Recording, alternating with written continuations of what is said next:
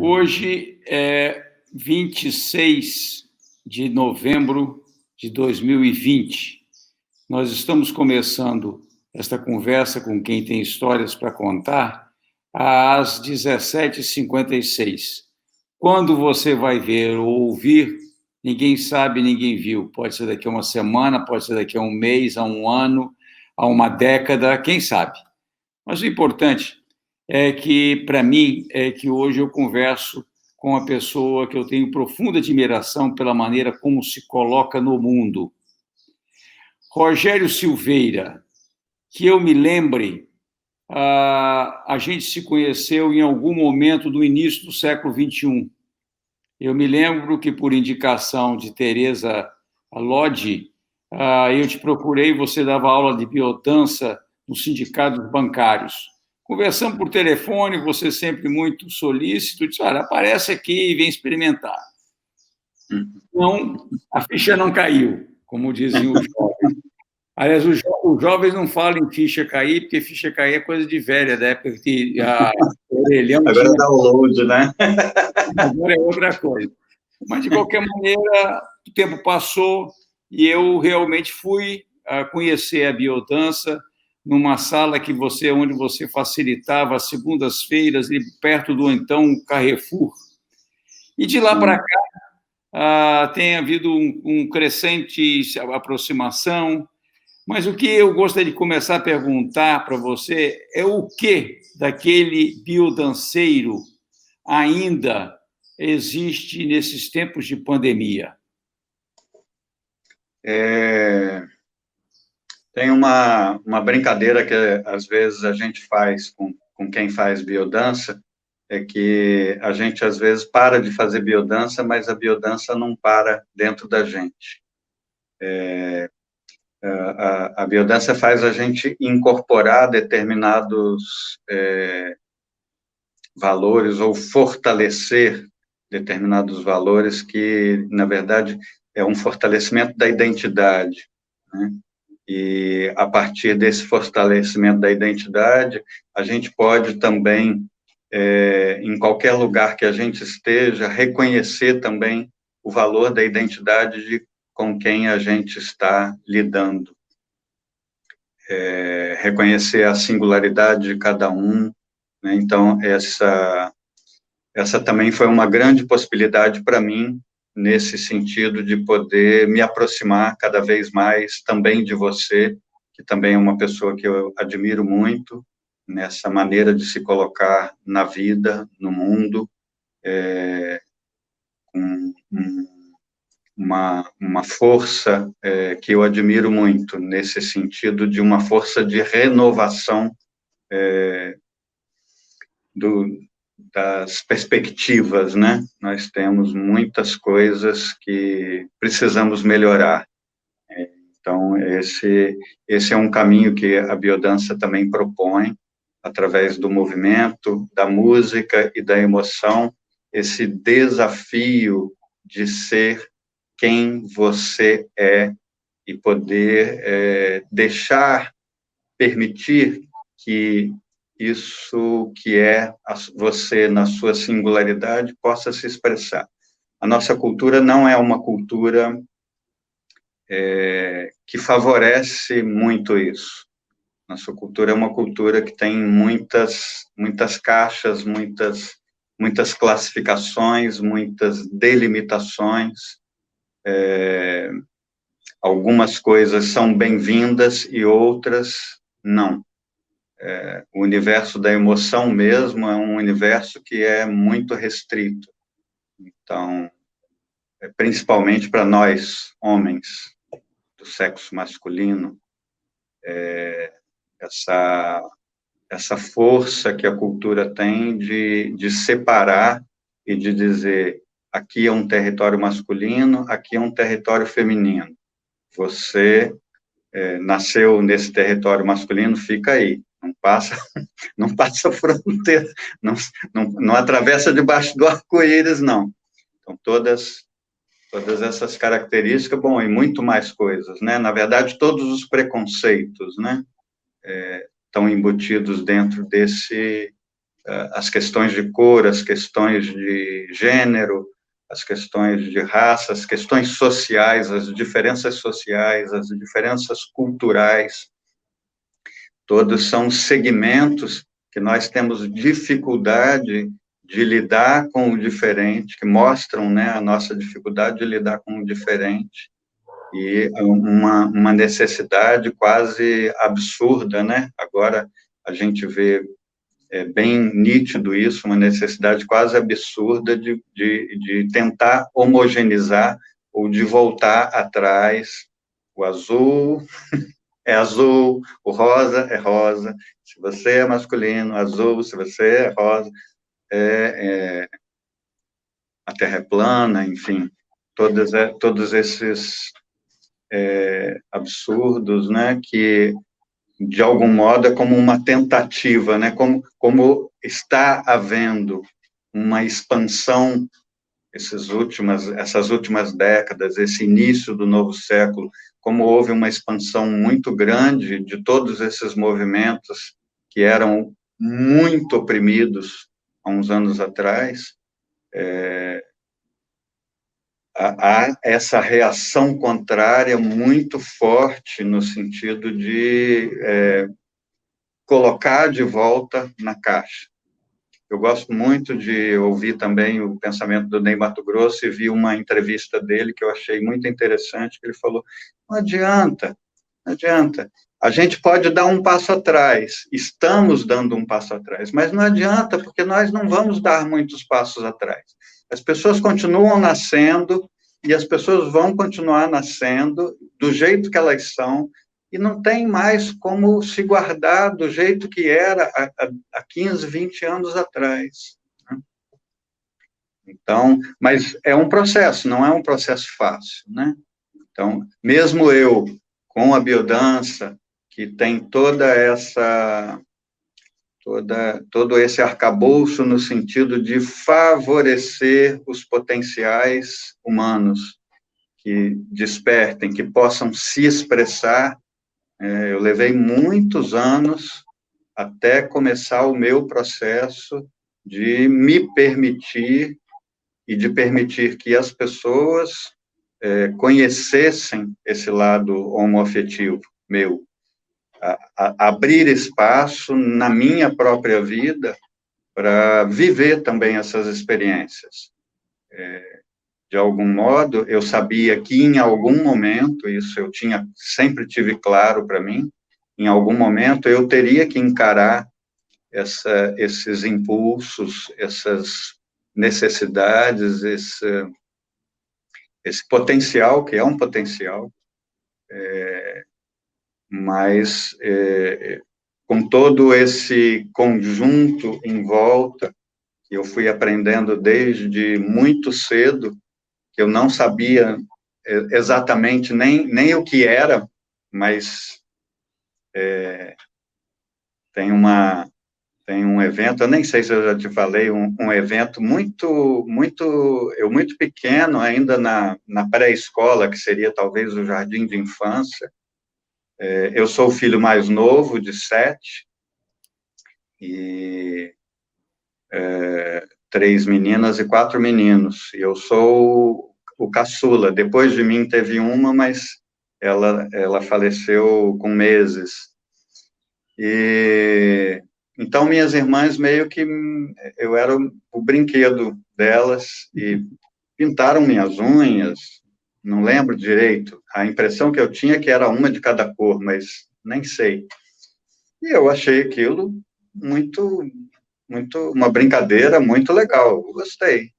Só que eu fui para a escola, não sei se com tudo nas unhas ou se com uma parte. E ao chegar na escola, nossa, eu fui destroçado pelos colegas. Na Né? pré-escola? Na pré-escola, no jardim de infância. Na escola dos preconceitos. Pois é, e eu fiquei, eu não tenho muitas lembranças, né, mas a lembrança que eu tenho é que eu fiquei um pouco atônito, porque eu não conseguia entender por que as pessoas estavam me massacrando o que é que significava aquilo, porque para mim não tinha significado nenhum, muito pelo contrário, era uma coisa bonita, uma coisa colorida, uma coisa de uma brincadeira com as pessoas queridas minhas, que eram minhas irmãs, e que não tinha nada. Mas aí o que eu pude captar da minha lembrança, assim, que existia alguma coisa de menino e existia alguma coisa que era de menina, e que um lado não podia gostar de uma coisa que fosse do outro, mas eu não entendia muito bem o que era. Mas eu tenho essa lembrança e, assim, a partir desse momento, minha vida mudou, porque eu comecei a olhar todo o mundo ao meu redor, procurando os sinais. O que é que eu posso e o que é que eu não posso? O que é que é de menino e que eu posso demonstrar, e o que é que é de menina que, mesmo se eu gostar, eu não posso demonstrar de jeito nenhum, senão eu vou ser destroçado outra vez. E isso foi criando muita... Todos nós, de algum modo, criamos uma defesa, né? Uma armadura, porque todos nós passamos por situações difíceis que, enquanto criança, não compreendemos, né? As terapias, depois, as terapias e a biodança estão aí um pouco para nos ajudar a lidar com esses processos, porque quando somos crianças, não temos muitas escolhas, não temos muita capacidade. Mas, na medida em que depois, por volta dos 40 e poucos anos, quando eu comecei a fazer o caminho de volta, de perceber que, bom, eu já estava com 40 anos, ou eu começava a dar atenção para isso na minha vida, ou eu ia passar a minha vida inteira num processo que não é que era ruim, né? Mas é que não estava sendo de todo fiel a mim mesmo, a algo que está no meu íntimo, né? E que precisava ser vivido, né? Eu não poderia passar essa vida inteira sem abrir um espaço na minha vida para ter as experiências que isso ter as experiências e viver o efeito, né, dessas experiências em mim, para saber o que era isso realmente, né? Rogério, você sabe que você faz um depoimento aí que lembra muito uma experiência minha pessoal. Eu devia ter meus 6 para 7 anos de idade e estava participando de uma conversa de adultos e eles relataram um episódio, era alguma coisa no Exército que um sargento teria cometido alguma infração e aí foram retiradas as patentes dele. E aquilo me tocou a ponto de eu chorar. No que eu chorei, eu ouvi a famosa frase: chorar não é coisa de homem.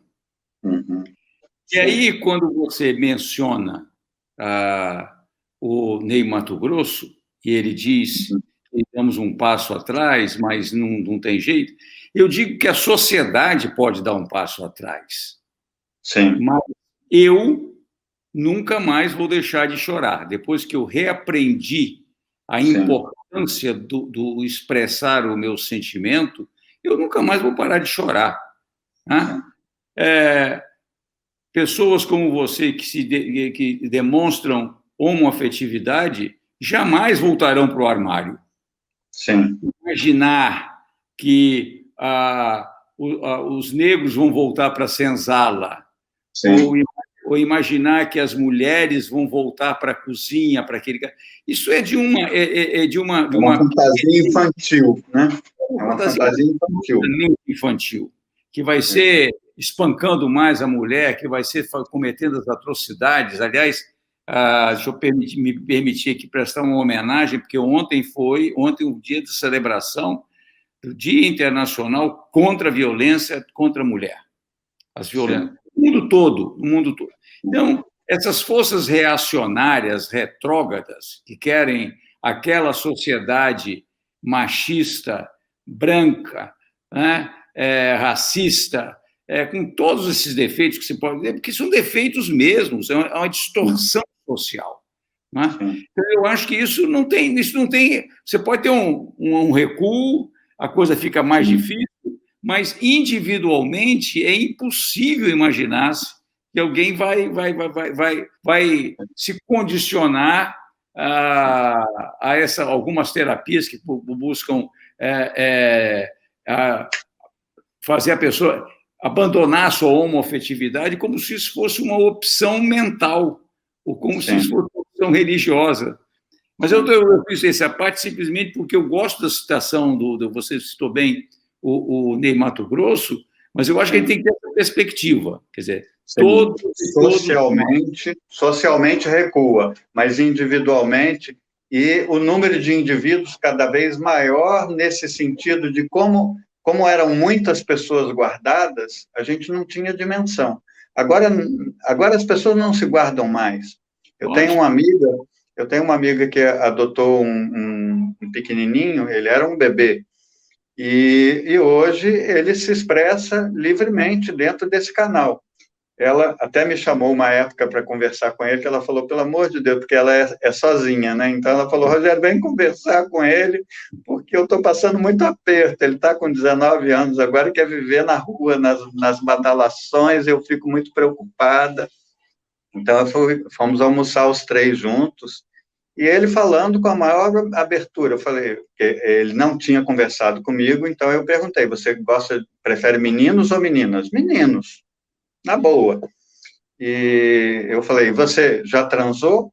Já. Assim, na maior naturalidade. Perguntei, na escola, você tem algumas dificuldades? Ele falou, não, na escola é muito tranquilo, tem várias pessoas que são tanto meninos como meninas, e não tem discriminação. É muito raro. Falei, bom, mas precisa ouvir sua mãe. Primeiro que você tem uma sorte danada, porque sua mãe te acolhe, assim como você é. Não é uma coisa fácil para muitas mães, ainda hoje, acolherem um filho com naturezas diferentes da sua própria, né? Então, de novo, a questão da gente lidar com o diferente, né? Que eu acho que a grande chave nossa que a gente precisa virar enquanto comunidade é esse aprendizado de lidar com o diferente, no sentido de não nos permitir que nos assuste tanto o diferente, que a gente queira eliminar esse diferente, porque nos assusta.